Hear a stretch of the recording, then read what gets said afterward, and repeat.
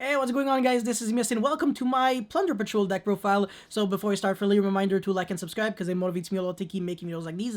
And yeah, let's jump right into it. So I'm actually playing the one of Pankratops, even though I'm actually trying to go first.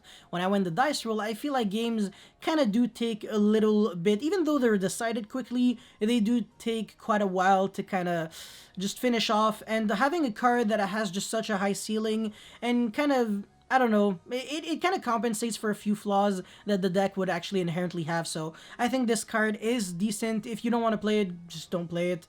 It's not an archetype specific card or a card that boosts consistency. So I would definitely understand. Now the hand traps that I feel are the by far the best, man. And I tested them, by the way. Skullmeister and Ash, they were just it's not that I like Ash, by the way, because it's hard once per turn. So when you draw two, you feel stupid. You're like, oh, I should have played like DD Crow or something. But I mean, that's not really a logic that can be utilized.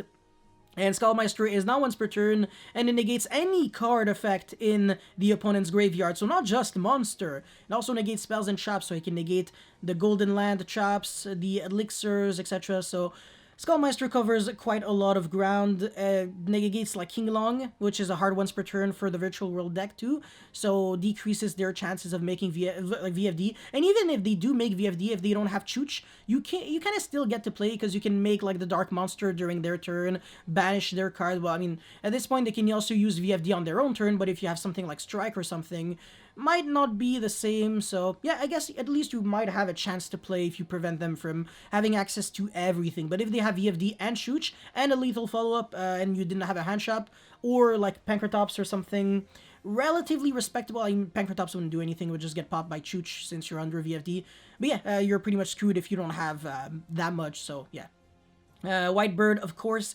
Whitebird and Redbird kind of have a similar effect in the sense that during the opponent's turn, you can actually special summon a Plunder Patrol monster from your extra deck that matches the attribute of a monster the opponent has on their field or in their graveyard. So if they have, I don't know, like a just dark monster on their field or a dark monster in their graveyard, you get to summon the ship. If they have a light, you get to summon the other ship, which is Lys. This is Muerk. And if they have a water, which they will rarely have, to be honest, you get to summon the Link, but don't worry, the Link is easily summonable yourself. It's just two monsters, including a Plunder Patrol, so not necessarily even two monsters. You can crack down and then normal summon like a garbage Plunder Patrol and still make the Link. And then the Synchro, you can get Ashed, and then since they have an Ash in their graveyard, which is fire, you can summon the Synchro that way. So even if they're not playing a lot of monsters, you can still play proactively, which is pretty cool, because as long as they at least have one monster out there that matches either light, fire, dark, or water, you can start summoning multiple monsters. This is why they are all three ofs. It wouldn't really make any sense, it wouldn't make much sense to only play them as one or two ofs. Regardless of what you do. And besides, the extra deck space really isn't that tight. That's why the other card is like Elder Entity Entis, so I could play 3 Pot of Extravagance alongside 3 Dragma Punishment. So yeah, just explaining the logic right there, so I won't even have to cover anything here, honestly. You know what, I'm actually just gonna do it right now. So Patrol Ship Lys actually negates and destroys monster effects, and then if you had a Plunder Patrol equipped to it while you use that effect, you get to search your deck for any Plunder Patrol card. And also, during either player's main phase, hard once per turn for both effects, by the way, you get to special summon one Plunder Patrol from your spell and trap zone or from your hand to the field. Elder Entity Entis is not a Plunder Patrol card, so there's no reason for me to explain. By the way, fun fact, you can actually summon this, like, legitimately by tributing a Synchro and Xyz monster. It's just not gonna come up. And also, it summons a level 4 monster from your hand when you do summon it, which is pretty sketch, but yeah. Anyways, this ship, Patrol Ship Bran, actually, when you think about it, they're all ships outside of this guy, Blackbird. This will pretty much this has a similar effect to Merc, but it actually banishes spells and traps your opponent controls and searches your deck for a Plunder Patrol monster whenever you actually use this effect while it was equipped to a Plunder Patrol to equipped with a Plunder Patrol card. And then Morik would actually banish effect monsters your opponent controls and search for a Plunder Patrol spell and trap. And this is probably my favorite one. You pretty much target any Plunder Patrol monster, any effect monster you control, special summon a Plunder, and then you kind of effect, like do the same effect that they have, but also you draw one card. So it's really nice because you can draw one card during your opponent's turn, draw one card during your turn. On top of the draw phase, it's just you end up having like 10 cards in hand, a lot of back row, a lot of monsters on your field. It's really fun, honestly. And I play one of each of these guys. So Golden Hair, the newest Plunder Patrol. I don't like this card, and then Bluebird. I don't want to spend too much time explaining them, but they're not great. Honestly, in a perfect world, I swear I wouldn't play them. They're just not that good. I have never used the first effect of this guy, Bluebird, and the second effect to discard one card, draw one card is pretty weak.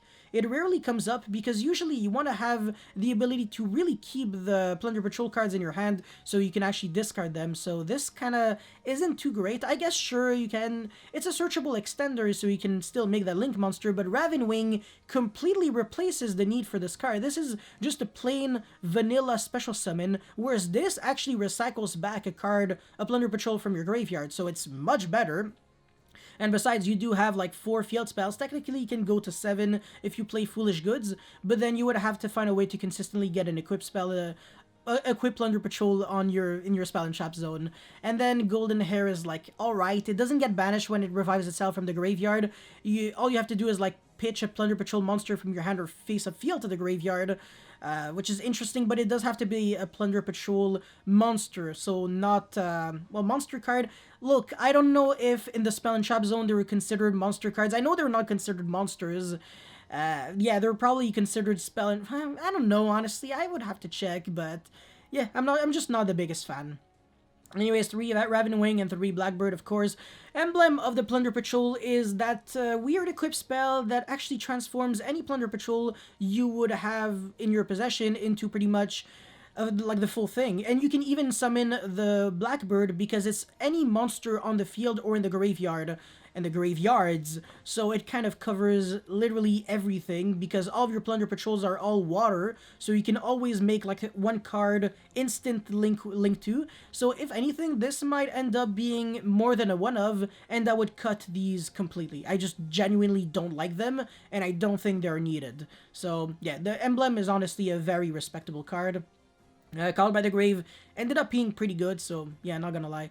Terraforming, of course, because the Shipyard is actually insane. It searches your deck for any Plunder Patrol card, once again, and it has a nutty recursion in the graveyard where you can bounce back a Plunder Patrol in your Spell and Trap Zone to the hand and reset back the Shipyard, which is pretty nice. Every effect is a hard once per turn, but it's not too bad. Patrol Ship Booty is... no, sorry, Plunder Patrol Booty. You can declare an attribute. One face-up monster your opponent controls becomes that attribute. It does target, though. And then you get to revive back a Plunder Patrol monster in your graveyard if you want to. Or you get to shuffle it back into the deck. Shuffling it back into the deck could make sense in a Gride game, because you can get back like Ravenwing, and then special Ravenwing, get back another card in case you're actually out of Ravenwings completely. So definitely an interesting thing. And also... another annoying thing is that once per turn during the end phase, if you control no Plunder Patrol monsters, send this card to the graveyard. And I'm pretty sure you can also return this back, like a Patrol Ship Booty, Plunder Patrol Booty, Jesus Christ, with the effects of the Shipyard, except that I'm not on... yeah, I'm pretty sure you can. Yeah, exactly. Plunder Patrol card in your Spell and Trap Zone. It's just that it's a trap card, so it will require a little bit more setup. Anyways, 3 Dragma Punishment, 3 Compulse.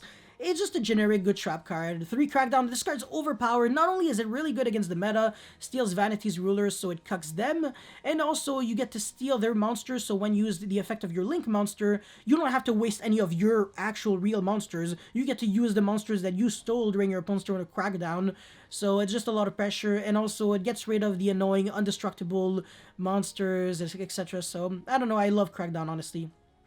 And also, when you make this monster, by the way, Blackbird, it's 2 monsters, including a Plunder Patrol. So even if you steal like something super random, like a Lightsworn, if you just summon any Plunder Patrol, you can still link into Blackbird, so it's nice. And then 3 Solemn Strike, why not? For the idea section, since I already covered the extra deck, there is salvage that you can play. Recycles back any Plunder Patrol in your graveyard, well, 2, exactly 2, and that's the reason why I hate it. It's because if it said target up to 2 waters in your graveyard, sure, but the the thing is, usually this card will end up being a brick.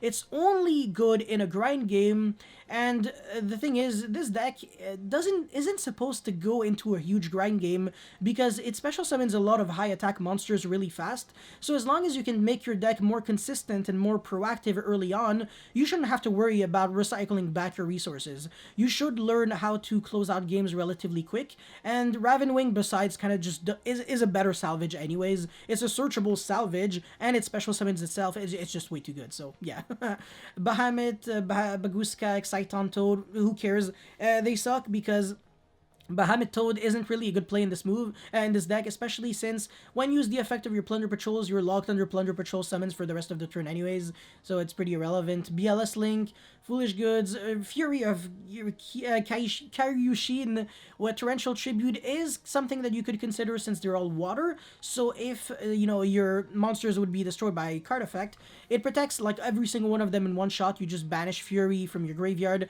and they're pretty much all protected, but it's not something that honestly you should worry about too much. And then, yeah, whatever, Mystic Mine, since you're already playing Terraforming. Metaverse, if you want to play Mystic Mine as well, since, it'll just add more consistency. Metaverse, by the way, is that one card that is destined to be limited for the rest of existence. I cannot see Metaverse ever going back to 2, because it's kind of like how... when Kirin went from 3 to 1, a lot of people were like, wow, no way, Kirin went from 3 to 1, but that's kind of incorrect, because Kirin actually went from 6 to 4, so, Metaverse is that kind of card when you hit it the first time, if you make it go from 3 to 2, all you're doing is you're making people lose 1 copy of Metaverse, but if you're making Metaverse go from 3 to 1, people are losing like 5 copies because you can no longer trap trick into this, so it's pretty huge. Yeah. And then finally, Harpy's Feather Duster, Imperial Order, Dino-Miscus. It's kind of cool how the actual body can turn into the Link monster, and this is a water, so it's not that it changed anything, but it doesn't change Jack, but yeah. And then, yeah, Torrential Tribute, blah, blah, blah. I explained pretty much everything else, so yeah, if you guys have any comments or feedback or whatever, suggestions, definitely let me know. Don't forget to like and subscribe because it motivates me a lot to keep making videos like these, and that's pretty much it. Thank you for watching. I'll see you next time. Peace.